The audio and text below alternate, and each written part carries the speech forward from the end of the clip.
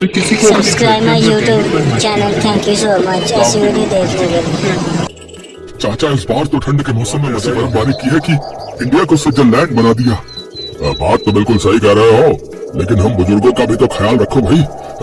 हम लोग दिन रात ठंड की वजह से जो है ठिठुरते रहते हैं। तो आओ सब लोग मकरंद काका की दुकान पर आग जलाकर बैठते हैं और वहीं गप्पे मारते हैं। आपको भी ठंडी नहीं लगेगी और हम लोग सर्दी का मजा भी ले लेंगे। हाँ, ये सही रहेगा। चलो चलो।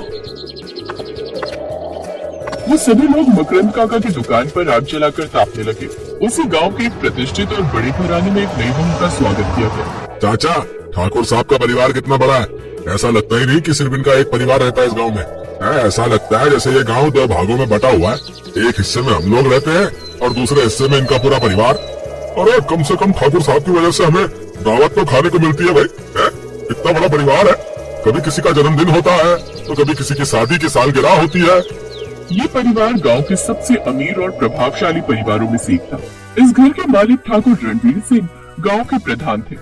हवेली के बाहर हमको तो ये समझ में नहीं आता, जो इनके घर नई बहू आई है वो इतने सारे लोगों के साथ कैसे रह पाएगी। उसकी तो आदत ही नहीं होगी। चाचा, तुमको हर बात पे दिक्कत ही हुआ करती है। अरे बहू की समस्या है, वो खुद निपटा लेगी। उनका इतना बड़ा परिवार है, तुम काहे को परेशान हो रहे हो। राधा जो शहर से आई थी उसे इस विशाल परिवार का हिस्सा बनना था, लेकिन ये आसान नहीं था। उसकी 50 नंदे थी, जिनमें से हर एक का अलग अलग स्वभाव और अनोखी आदतें थी। चलो अब बहुत हो गया स्वागत। तुम 50 ने अपने अपने तरीके से स्वागत कर लिया। बहू को अंदर तो आने दो।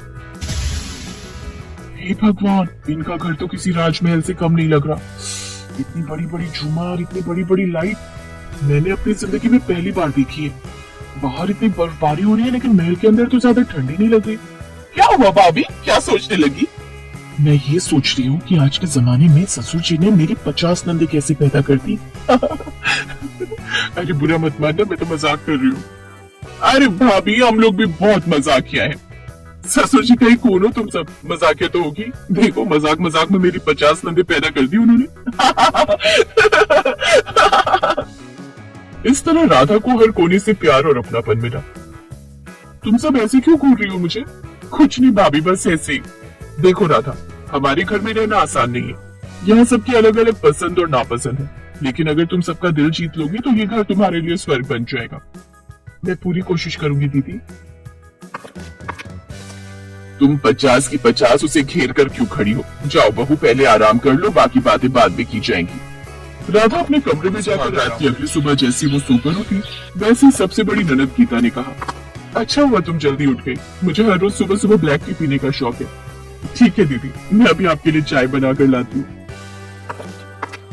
राधा ने गीता के लिए चाय बनाई। जैसे उसने उसे चाय बनाकर दी, वैसे ही उसकी दूसरी ननद उसके पास आ गई। भाभी, मैं नहाने जा रही हूँ, जल्दी से मेरे कमरे में जाकर मेरे कपड़े प्रेस कर दीजिए, मुझे जाना है। ठीक है, तुम नहा लो, तब तक मैं प्रेस कर दूंगी तुम्हारे कपड़े। राधा ने जैसे ही उसके कपड़े प्रेस किए, वैसी तीसरी ननद उसके पास आई। राधा ने अकेले सबकी फरमाइशें पूरी कर दी। बहू, इन सब का काम हो गया हो तो जरा मेरे कपड़े छत पर सूख रहे हैं, उठा देना। अभी लाई माँ जी। तो इस तरह कोई ननद उससे सुबह जल्दी उठकर चाय बनाने की फरमाइश करती, कोई उससे अपने कपड़े प्रेस करवाती, कोई उससे अपनी पसंदीदा खाने की फरमाइश कर देती, और तो और कुछ नंदे जानबूझकर उसे परेशान करने के लिए अजीब अजीब सवाल पूछती। भाभी, ये बताओ, पहले लड़का आया या लड़की? पहले लड़की ही आई होगी, क्योंकि लड़की के बिना लड़का पैदा ही नहीं हो सकता। तभी वहां उसकी सास आ गई। आधी रात हो गई, उसे सोने नहीं दोगी क्या तुम सब? जाओ बहू, तुम सो जाओ, सुबह जल्दी उठना है तुम्हें। तो इस तरह सब उसे परेशान किया करती थी, लेकिन राधा ने हार नहीं मानी और धीरे धीरे नंदों का दिल जीतना शुरू कर दिया। एक दिन मौसम विभाग ने चेतावनी जारी की कि इस बार तूफान बेहद खतरनाक होगा। गांव वालों को सलाह दी गई कि वे घर से बाहर न निकले। देखिए, ठंड और शीतलहर बहुत बढ़ गई है। सारे स्कूल भी बंद हैं। आप लोग घर से बाहर मत निकलना। भयानक तूफान आने की आशंका है गाँव वालों। गांव में एक आदमी ऐलान करने आया, जिसे पूरा गांव सुन रहा था। ठाकुर का परिवार भी इस तूफान की तैयारी करने लगा। घर के दरवाजे और खिड़कियां मजबूती से बंद कर दी गईं, लेकिन तूफान इतना भयंकर था कि उसने पूरे गांव को हिलाकर रख दिया। वो आदमी जैसे ही मौसम की जानकारी देकर गया, वैसे ही तूफान शुरू हो गया। सड़क के किनारे रहने वालों का क्या होगा? ऊपर वाला हर किसी के लिए कोई ना कोई जुगाड़ कर ही देता है। तूफान की तीसरी रात अचानक गांव के पहाड़ी इलाके से एक जोरदार आवाज आई। पता चला कि बड़ा पत्थर खिसक कर गांव के बीचों बीच गिरा था। एक आदमी ठाकुर साहब के घर पहुंचा। अरे ठाकुर साहब, इस बार तो लगता है हमारा गांव बचेगा ही नहीं। पहाड़ कट कट कर गांव में गिर रहे हैं। एक बड़े से पत्थर ने आधे गांव को खत्म कर दिया ठाकुर साहब। ये खबर जैसी ठाकुर के घर पहुंची तो वहाँ खलबली मच गई। परिवार के सारे लोग डरे हुए थे, लेकिन राधा ने हिम्मत नहीं हारी। उसने अपनी नंदों को इकट्ठा किया और कहा, हमें कुछ करना होगा। ये गांव हमारा परिवार है और हमें इसे बचाना होगा। हम 51 लोग मिलकर बहुत कुछ कर सकते हैं, लेकिन हम क्या कर सकते हैं राधा? बताती हूँ। राधा ने अपनी नंदों को जिम्मेदारियां बांट दी। राधा और उसकी 50 नंदों ने मिलकर ऐसा काम किया जिसकी कोई उम्मीद नहीं कर सकती। उन्होंने सभी को जिंदा मलबे के अंदर से बाहर निकाल लिया।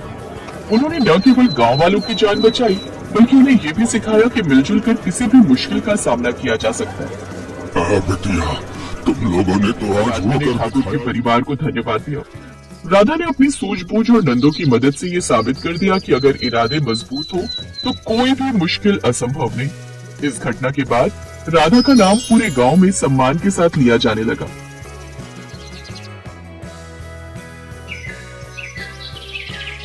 अरे वाह, ये तो बहुत ही सुंदर झुमके हैं जी। मैं कल ही अपनी साड़ी के साथ ये वाले झुमके पहनूंगी।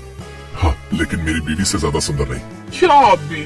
फिर अगली सुबह नहाने के बाद राधा खाना बनाने रसोई में जाती है। तभी उसकी ननद रश्मि वहाँ आती है और उसके झुमके देखकर कहती है, अरे वाह भाभी, आपके झुमके तो बड़े सुंदर है। ये कब लिए? ये कल ही तुम्हारे भैया लाए हैं। सुंदर है ना?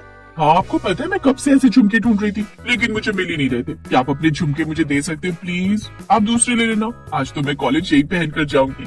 राधा उसे ना नहीं कर पाती और उसे वो झुमके दे देती है। ऐसे ही कुछ दिन बीत जाते हैं। राधा और आलोक की शादी की सालगिरह होती है। सालगिरह की बहुत बहुत बधाई हो बेटा, सदा खुश रहो। थैंक यू माँ जी।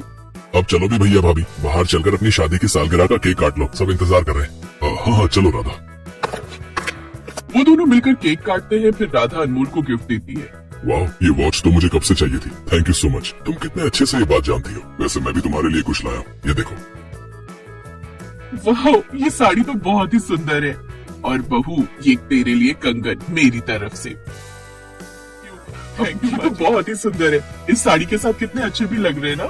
अब राधा की नजर उस साड़ी और कंगन पर होती है। सचमुच ये तो बड़ी सुंदर है। कुछ दिन बाद ये साड़ी तो मैं हथिया ही लूंगी।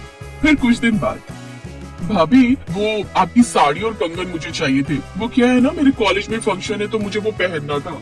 बेचारी राधा ने अभी तक वो साड़ी एक बार भी नहीं पहनी थी और फिर बड़े भारी मन से वो साड़ी और कंगन उसे दे देती है। ऐसे ही कुछ दिन बीत जाते हैं। एक रोज राधा अपने मायके में 4 दिन रहने जाती है।